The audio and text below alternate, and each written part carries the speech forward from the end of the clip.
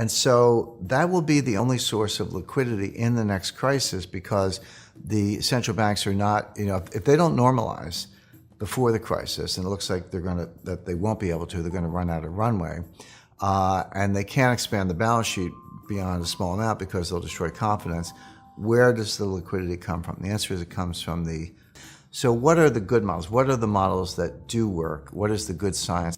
The first thing is complexity theory. Complexity theory has a long pedigree in physics, meteorology, seismology, forest fire management, traffic, lots of fields where it's been applied with a lot of success. So why not just take complexity science and bring it over to capital markets? That's what we've done, and we're getting fantastic results. So that's the first thing. Second thing, we use something called Bayesian statistics. It's basically a mathematical model that you use when you don't have enough data. So, for example, if I've got, a million bits of data, yeah, do your correlations and regressions, that's fine. But and I learned this at the CIA, this is the problem we confronted after 9/11. We had one data point, 9/11.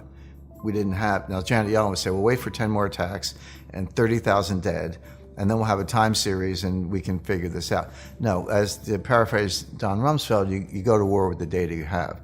And so what you use is this kind of inferential method. And the reason statisticians dislike it is because you start with a guess, but it can be a smart guess, it can be an informed guess. The data may be scarce, but make the best guess you can. And if you have no information at all, just make it 50-50. Okay, maybe Fed's going to raise rates, maybe they're not. If you didn't have any information, you just do 50-50. But then what you do is you observe phenomena after the initial hypothesis, and then you update the original hypothesis based on the subsequent data. You ask yourself, okay, this thing happened later. What is the conditional correlation that the second thing would happen if the first thing were true or not?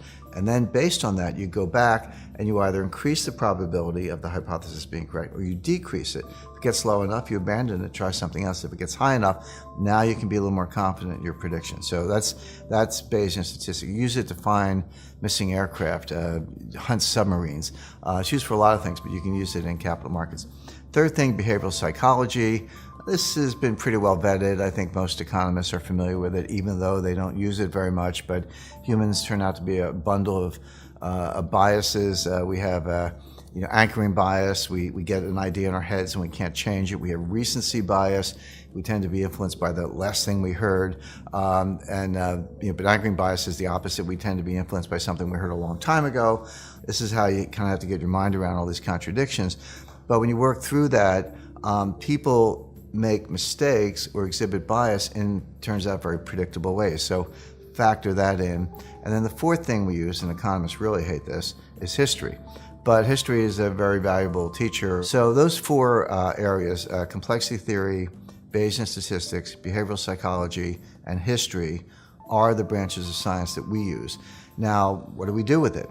Well, we take it and we put it into something that would look like a pretty normal neural network. You have nodes and edges and some influence in this direction, some have a feedback loop, some influence in another direction, some are influenced by others, etc.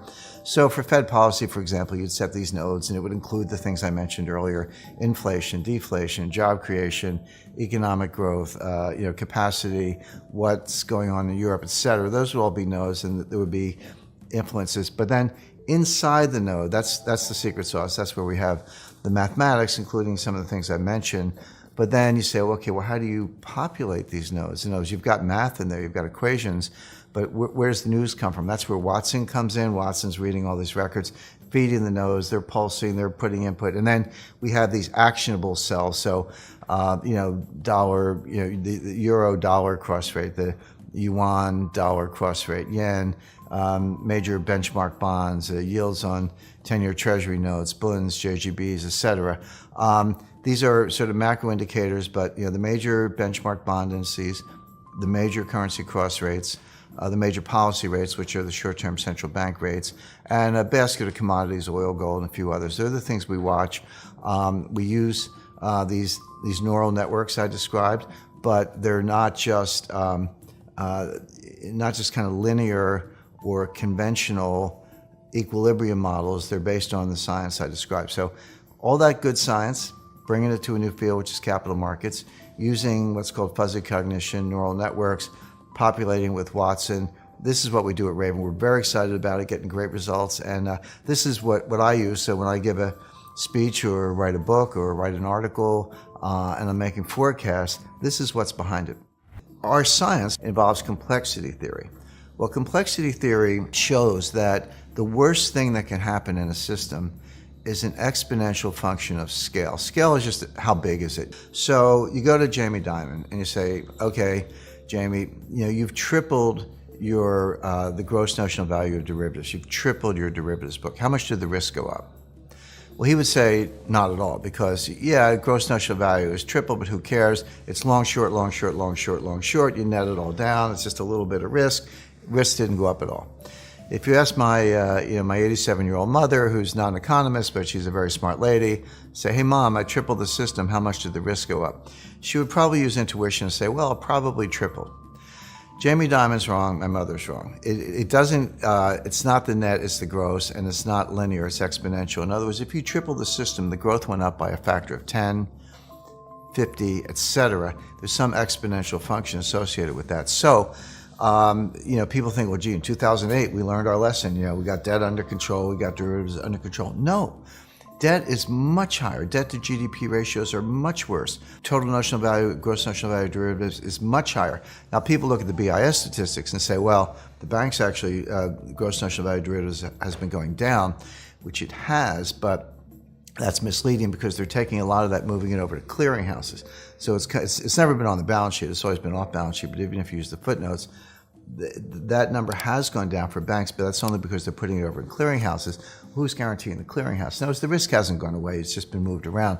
So given those metrics, debt, derivatives, and other indicia, concentration, the fact that the 5 largest banks in America have a higher percentage of total banking assets than they did in 2008, so there's more concentration. That's another risk factor. Taking that all into account, you can say that the next crisis will be exponentially worse than the last one. That's an objective statement based on complexity theory. So you either have to believe that we're never going to have a crisis, and I'm like, well, you had one in 1987, you had one in 1994, you had one in 1998, you had the dot-com crash in 2000, mortgage crash in 2007, Lehman in 2008. Don't tell me these things don't happen. They happen every 5, 6, 7 years. It's been 10 years since the last one. Doesn't mean it happens tomorrow, but nobody should be surprised if it does. So the point is, this crisis is coming because they always come, and it'll be exponentially worse because of the scaling metrics I mentioned. Who's ready for that? Well, the central banks aren't ready. In 1998, Wall Street bailed out a hedge fund, long-term capital. In 2008, the central banks bailed out Wall Street, Lehman, but Morgan Stanley was ready to fail, Goldman was ready to fail, etc. In 2018, 2019, sooner than later, who's going to bail out the central banks? The problem has never gone away. We just get bigger bailouts at a higher level. What's bigger than the central banks? Who can bail out the central banks? There's only one institution, one balance sheet in the world that can do that, which is the IMF. The IMF actually prints their own money. The SDR, the special drawing right. SDR is not strawberry daiquiri on the rocks. It's a special drawing right. It's world money. That's the easiest way to think about it. They do have a printing press. And so that will be the only source of liquidity in the next crisis, because the central banks are not, if they don't normalize before the crisis, and it looks like that they won't be able to, they're going to run out of runway, and they can't expand the balance sheet beyond a small amount because they'll destroy confidence. Where does the liquidity come from? The answer is it comes from the IMF.